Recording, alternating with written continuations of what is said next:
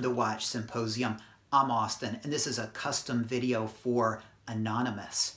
So we'll call him K, all right? So K writes, "Hi Austin, I'm facing an interesting choice. I am uncertain on the direction. Credor HE2, which is a platinum watch, we'll talk about it, or a Rolex President Platinum with an ice blue dial. I'm going between these two watches as I want an endgame piece that is under the radar. My current watch is an Apple Watch. I have never owned a proper watch before, and I'm excited to begin my journey in horological analog timepieces." All right, so he's going to get his first mechanical watch, and he's going straight to the endgame piece. That's kind of weird. He's definitely going all in, and he's going 0 to 60 like that. And by 60, I mean 60,000 USD, because that's the cost of the two pieces. He's thinking about 60 grand. And look, I think it's a great strategy when you're first starting out in watches to focus on your grails within reason. Is this within reason? Well, we'll get to that. But I think it stops you from buying pieces willy-nilly, and it saves time, it saves money. I'm not a big fan of starting out with the entry-level piece and the $200 piece and then the $500 piece and then the mid-tier piece and then the man on the moon, only to finally get to the piece you really want. Just go straight for that piece. And so I appreciate his strategy. It's just that I think an end-game piece should be an end-game piece, not a start-of-the-game piece. So we'll get into some advice a little bit later on a third option. But hey, if he is just minted and he's looking to play like this, all right, well, let's do it, all right? So he continues, "I have been taken with the Credor HE2.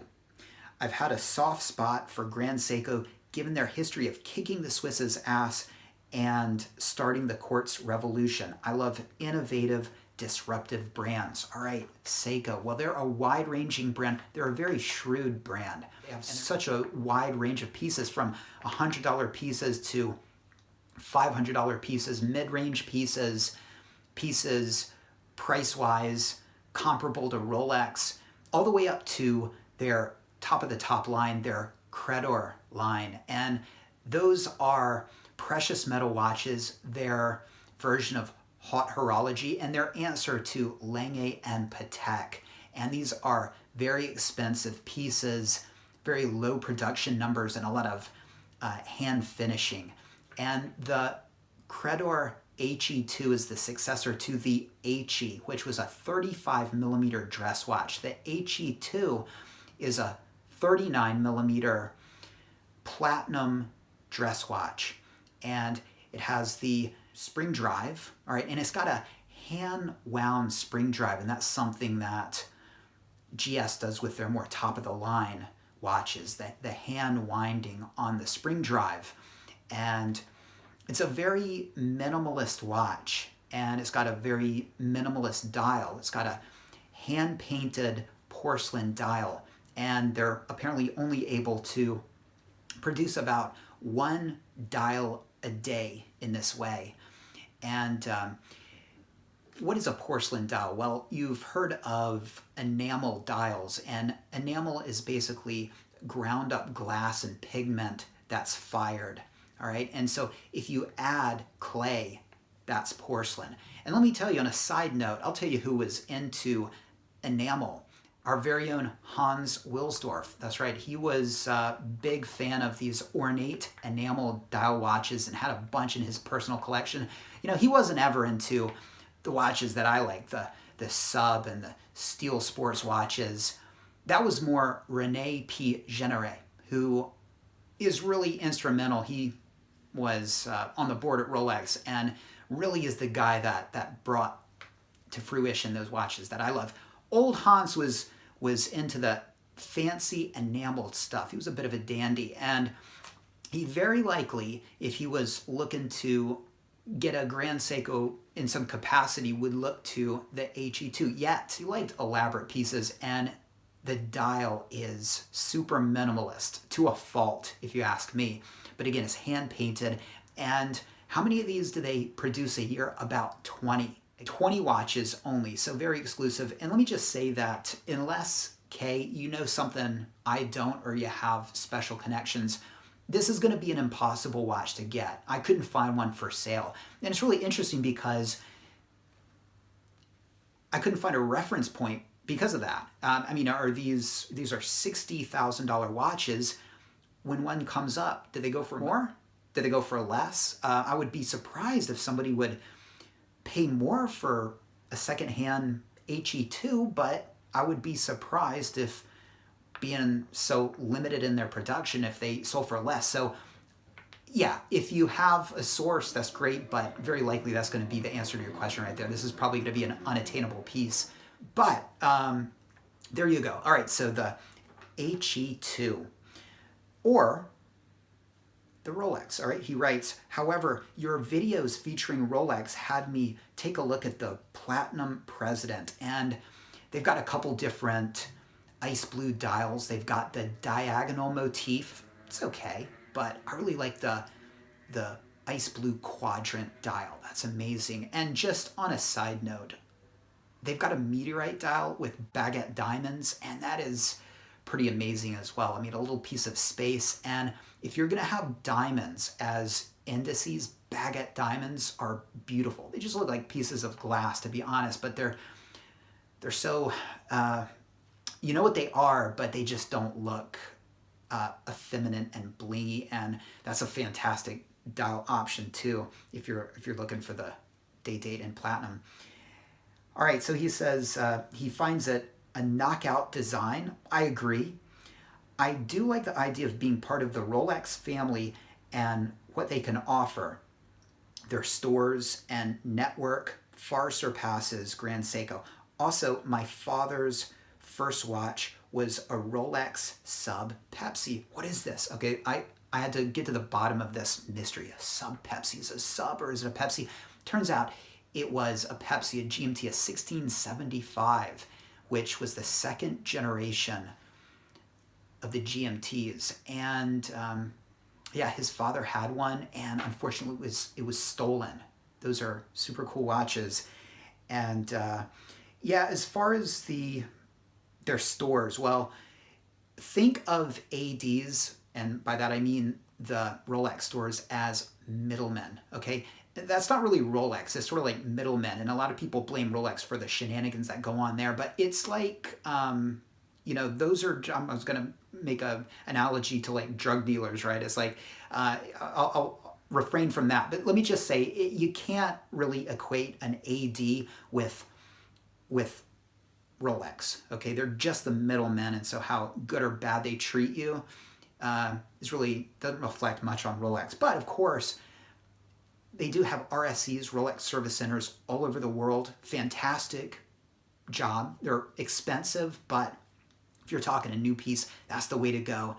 And I can't say enough good things about the service that I've gotten from RSC, all right? And whenever I have had a complaint, they've always rectified it, been really polite about things, very professional. So that's something worth thinking about. And if you're talking the spring drive movement, which this watch has, this HE2, from what I understand, they don't last as long as mechanical watches, and they got to go back to Japan, so that could be an issue. It is very likely I'll end up getting a beater watch from the same brand as well. That's a great idea. In fact, I would start out with that. And let me just skip right to this part. Okay, $60,000.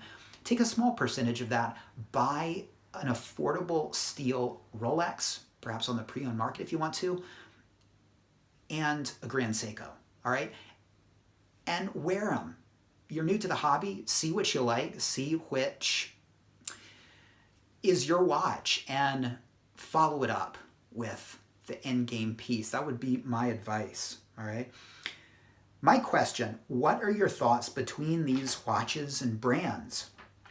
Also, how do you feel with your relationship with Rolex? I'm looking to foster a lifelong relationship with the brand. Customer service and integrity is extremely important when spending this kind of money. Oh man, everybody's gonna have a different reaction and different opinion there. And you know, it depends on if you're talking customer service at RSC or the AD. I mean, there's so many factors here. Please, viewers, share your thoughts. As far as the watches go, I'll just tell you right now, the Credor is very expensive.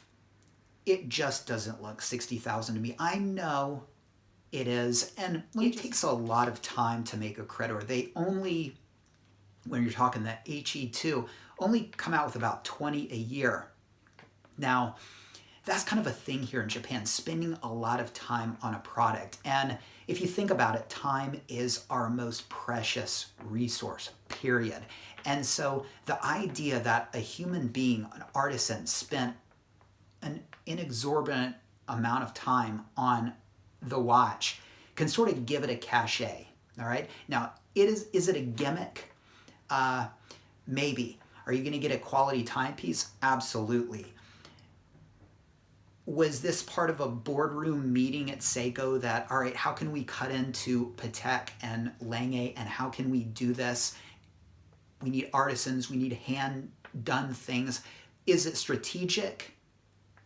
Yes, absolutely. Are you going to get an artistic watch? Absolutely. Is it going to be perfect? Well, there's going to be a bit of wabi-sabi there because it's going to be hand-done. You know, you break out the loop and you might find everything's not perfect, but it's hand-done. It's a piece of art in a way. You know, would I prefer a dial that was made by Rolex and truly perfect because machines were involved? Maybe. So there's a lot of factors, but what you're paying for with this HE, I think, is Japanese human spending tons of time. It's the antithesis of mass production, okay? And again, is it a marketing angle? Absolutely, all right? But that's a thing here in Japan, and I don't remember the brand.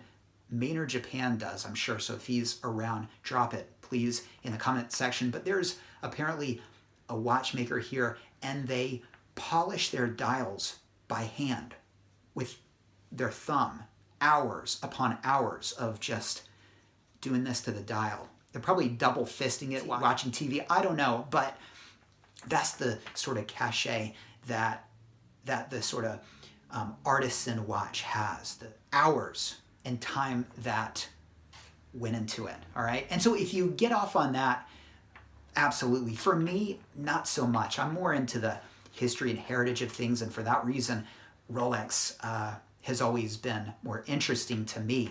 I think the Rolex is going to be a little bit more wearable. It's an oyster, and you could swim with it. And I know Jack Nicklaus, the famous golfer, he wore a Day-Date, yes, a gold Day-Date, and apparently he just took that thing everywhere, swam with it, to the beach, snorkeled in it, scuba dived in it, just did everything with it. You could do that with the platinum Day-Date you're thinking of. Obviously, you could never do that with the HE2. You wouldn't want to. It's got a leather strap, and so it's going to provide a different wearing experience. I would prefer the versatility and wearability of the Day-Date. Now, if you care about what other people think, the Day-Date, all right? Because Rolex is a household name.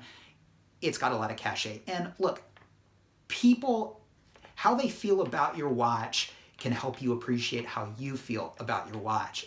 Now, it doesn't mean that you're a sheep following the crowd. It just means that other people's appreciation and fascination and fervor can help you appreciate it. And I don't know that many people even know what the hell a Credor is, okay? And to be honest, we're talking about a watch that, if you don't look closely, really does look like a very inexpensive watch.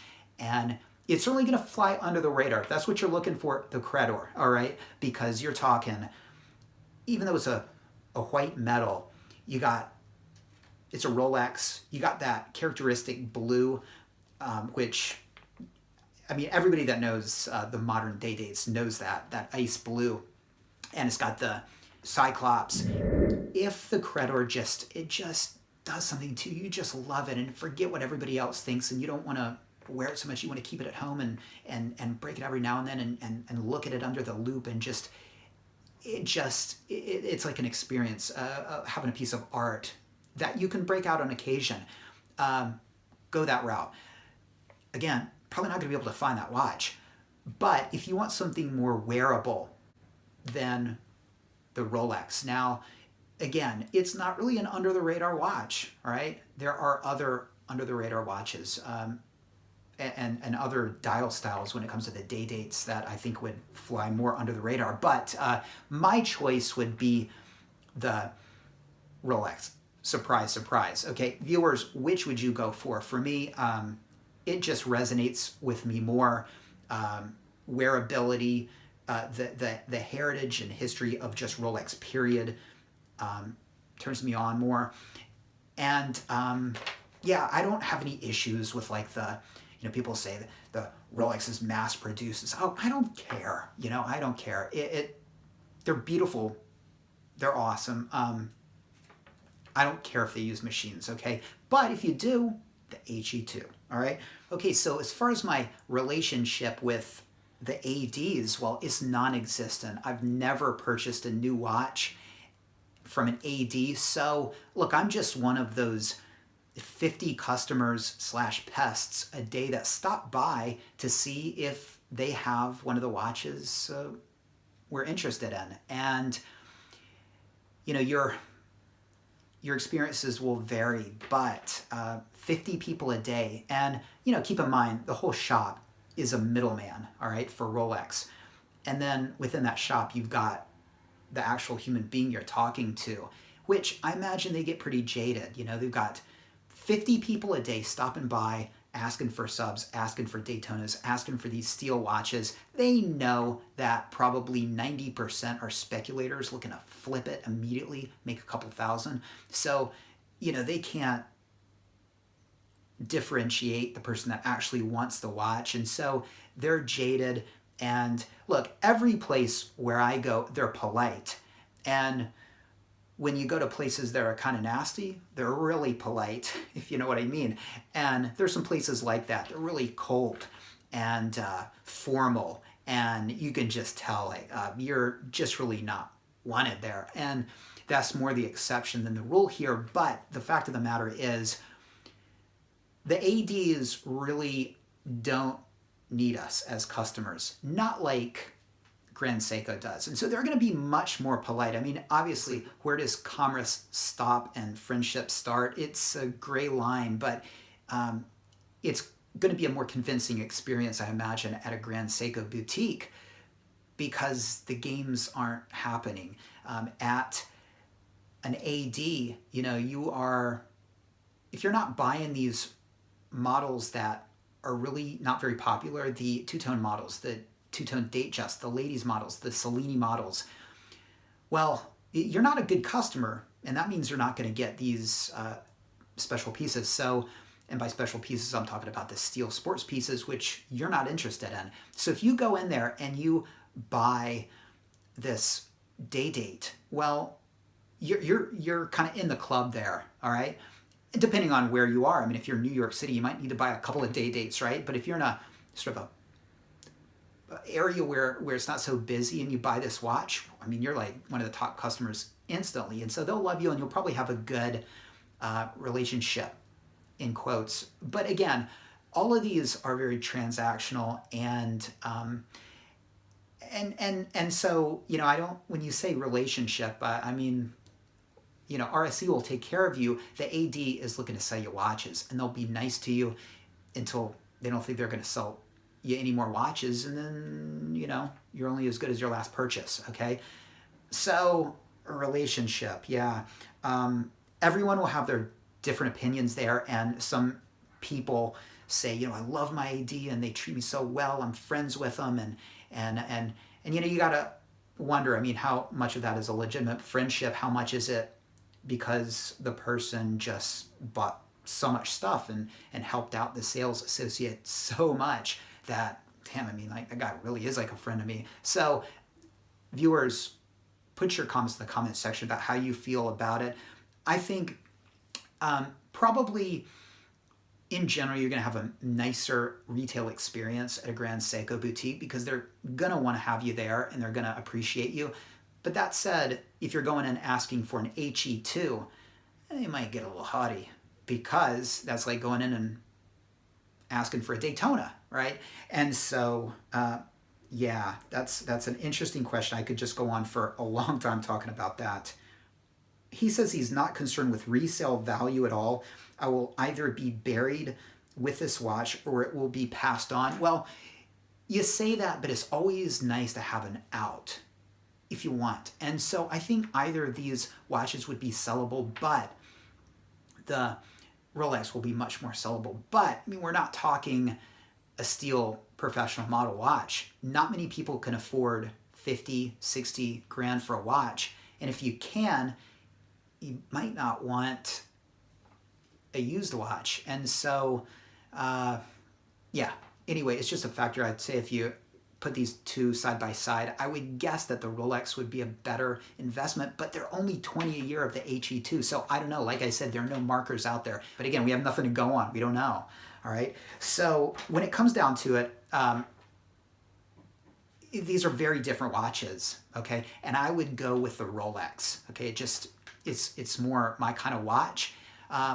And, you know, I like the brand and it's going to be wearable. And yeah, that's what I would do. The quadrant, the ice blue quadrant dial. Now, I wouldn't do this period if I were you. What I would do is I would hang back and I would buy a Rolex and a Grand Seiko. And I would try them out. And then in time, one would emerge as your brand. And you think, well, I really want my end game piece to be an awesome version of this. And, you know, things can happen between then and now, and there could be a different Credor or a different release as far as the day dates go. And tastes change. So cut your teeth on one Rolex and one Grand Seiko. And if you got 60,000 to play with, you can make that happen. All right. And then in a couple of years, choose between these two pieces. And in a couple of years, you might decide, wow, you know, I'm glad I didn't get that because my end game piece is actually this. That's my advice. But let me know, viewers, what Kay should do. Should he hold back and get one Grand Seiko, one Rolex, and have a little bit of experience before he commits to his in-game watch? Can he even get a Credor HE2? I don't think he can. I would go with the Rolex. What about you guys? Which do you think is a better watch? Yeah, for me, it's kind of a no-brainer, but let me know what you think. Take care. Thanks for the question, Kay. If you want a custom video of your own, check out the description of this video. You can see how you can make it happen. Take care, and I'll see you next time.